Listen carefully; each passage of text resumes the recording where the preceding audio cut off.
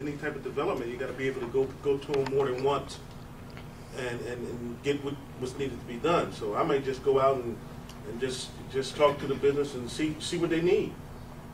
You know, once you get a perspective of what they need, and you try to go out and find resources to give it. You know, as the city of Camden, we don't have basically any resources. So once you find out what is needed, then you go out and try to identify the resources available to possibly help their need. And then that's part of development. That's part of what I do. And that's part of how I created that position, how I got in that position. There was no position that did that. You know, when I came in with the judge, and that's I guess that's part of this tie into what I would tell you as young leaders. Once you identify what you want to do, identify it, and then have a swagger about it. This is what I can do.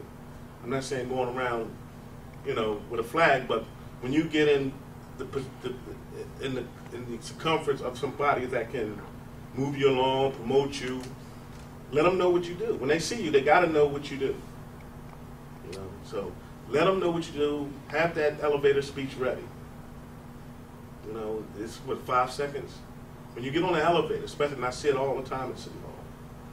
You get on the elevator with Camden freeholders, people from the DRPA, Camden Redevelopment Agency, Dave Foster from GCP might be, and you might not even know it. But you can believe me, if you come a week later or a month later, and you come in there and you're asking for a job or you're asking for some type of assistance, they're going to say, don't I remember seeing you somewhere? And depending on what kind of impression you had on that little 5-second elevator, or it can go a long way. And that's part of development. I mean, development, the economic part is putting a dollar sign on it to say, how does the city benefit from it, or how does the particular organization benefit from it? But nobody really goes underneath of it. I mean, you can go on, Google it, and you'll get different theories of economic development, or what people think the economic development is, or if some place should start with the education. Yeah, that's true. Some people say it should start with the crime factor. That's true too. Some people say it's job creation. Well, Wycliffe John is saying that too. I mean, you can't go wrong with that. But the bottom line theory is, well, how do you tie all these resources before you even get to that? How do you be the go-to guy, as she spoke to? I mean, the empowerment, so you did your analysis. I don't know if you knew, but Parkside Business Community did the same thing. Mm-hmm. I worked with you as well. And was I one of the guys? Well, I knew it was going around, but and that's the little thing. But now I don't know how many people you tried to call from the city, and I don't know how many people. But you got to start with that too. That's important, and that's sometimes where the big corporation or the big developer doesn't start with the little guy. Doesn't tie into that, because they building mega buildings, but they're not building the community. And being that, you know, I spent 23 years down in Atlantic City watching Creeder do his thing, and the one way that I found out that development was happening in the neighborhood is I always look at the cranes. You go outside in any town, you see some big cranes. Them cranes get about 10,000 a day, so they're not putting them cranes up everywhere just to be putting them up. That means something's happening in that town.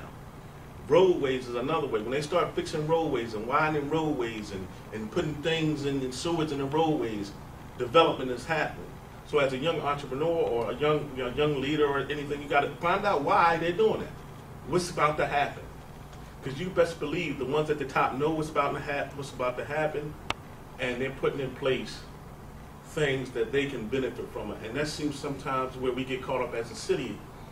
We can say it's about to happen. It's like, no, we can tell you it's going to rain, it's going to rain, it's going to rain, it's going to rain, it's going to rain. But if you don't prepare for it, when it rains, you feel like you've been left out.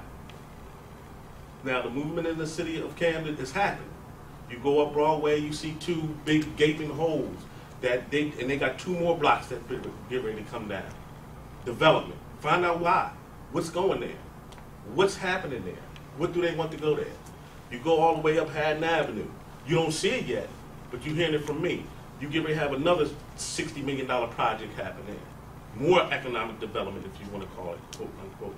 So it's happening. So you as young leaders, how do you position yourself to capitalize on an opportunity that you have of a lifetime? Living in a place where you got water, you got rail lines, you can go from here to New York within an hour and a half. You have access to all the major highways from here to all the way down south past Washington, D.C. So the questions you ask yourself, who do I need to know? Or who do I need for them to know who I am in order to put yourself in a position when you're ready to go for it? Any questions? I want to do questions for both of you. Both of you to Okay. speak, but I do want you to just touch on for a second from the three things I sent you. What is our role in strengthening economic development in our community? Well, the one thing you strengthen your economic development in your community is to strengthen your organization. One, what does it take for me to be a viable, whether you're profit or non-for-profit, profit LLC, to strengthen this organization? And I don't mean by numbers. I mean by filing a 1090. I mean by adopting, being incorporated in it. By going to supporting other organizations. You want to get your organization recognized, you support other organizations. So when other organizations are having something, they say, all right, here are the young guns or young leaders. They're here. And being represented by that. Then you do a year worth for that, of people knowing what you do, knowing what you're about as an organization. So now when you're 2 years down the line, you've been in ground, you got stuff posted on your website, you're keeping up, you're always updating it. Now when it comes time to you want to do something or get some funding or do this, everybody already knows you. You don't have to go through this cycle of trying to reinvent or get an identity. Create an identity for yourself. And to be honest with you, this young core, I would imagine this is how Barack started. About 10 people, sitting down, young people. What do we want to do? How do we want to go about it? So as a group, identify what you want to do. Everybody has their niche. First, identify what you want to do. Now, how can you help this guy get where he wants to go, in turn that's going to help you? How do you help this guy get where he wants to go, in turn that's going to help you? And that's where all the development begins. Forget the economic part, because if you start that development, the price on it is going to be priceless. Because now you can move and shape within your group. You could just have one person show up and represent the group, and it means something.